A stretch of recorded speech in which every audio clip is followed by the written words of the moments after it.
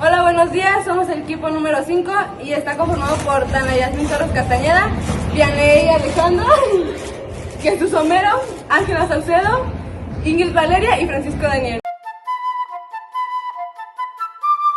Hola, mi nombre es Ángela Salcedo y yo les voy a hablar sobre los antecedentes de la geometría. ¿Qué es la geometría? La palabra geometría significa medir la tierra y es la ciencia en forma del tamaño de las cosas. La geometría en sí es la matemática que se centra en el estudio de las propiedades, de las líneas, planos, ángulos, formas y las distintas relaciones entre ellos. A continuación les contaré un poco sobre las antiguas civilizaciones que usaban la geometría. ¿Cuáles son esas civilizaciones? Son los babilonios y los egipcios. A continuación les voy a decir las aportaciones de los babilonios. Los babilonios descubrieron las propiedades de la circunferencia dividiéndola en 360 partes iguales. Tenían el conocimiento de hacer un hexágono regular inscrito en el círculo.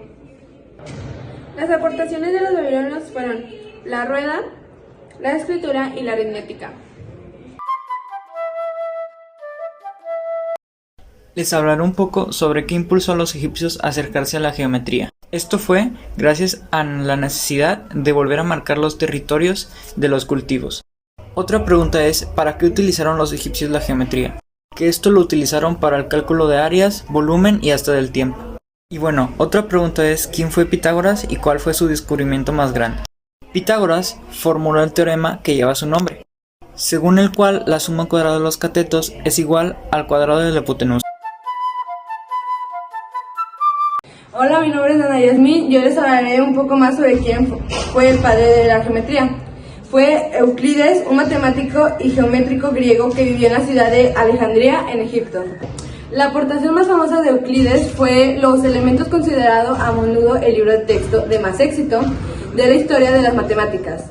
Se deducen las propiedades de los objetos geométricos y de los números naturales, a partir de un pequeño conjunto de axiomas. Mi nombre es Vianey Hernández y hoy les hablaré sobre los elementos básicos de la geometría. Estos son el punto. El punto es una figura geométrica sin dimensión, ni longitud, ni área ni volumen, ni otro ángulo dimensional. No es un objeto físico, describe una posición en el plano, determina respecto de un sistema de coordenadas preestablecida. Un ejemplo es el trazo que deja el lápiz al rayar en un papel.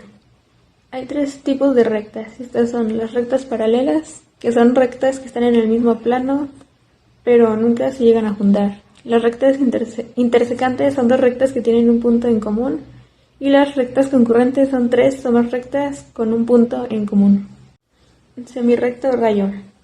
Es una trayectoria o recta infinita que va en una sola dirección, es decir, tiene un inicio, pero no tiene un fin. El segmento de recta es una parte de una recta y está delimitada con un principio y un fin. Está representada como A y B. La línea es una sucesión infinita de puntos y se prolonga infinitamente en sus extremos. Plano. Generalmente se designa con una letra mayúscula o tres de sus puntos no alineados.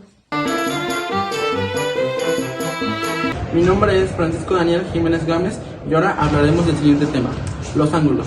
¿Qué es un ángulo? Es el espacio comprendido entre la intersección de dos líneas que parten de un mismo punto o vértice y que es medido en grados. ¿Cuál es su instrumento de medida? Es el transportador y está conformado por las siguientes partes: vértice, ángulo y dos líneas que hacen la forma del ángulo.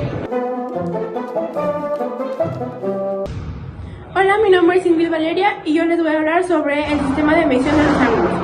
El sistema de medición de los ángulos, para medir la magnitud de un ángulo generalmente se utilizan dos sistemas de medición, el sexagésima y el circular.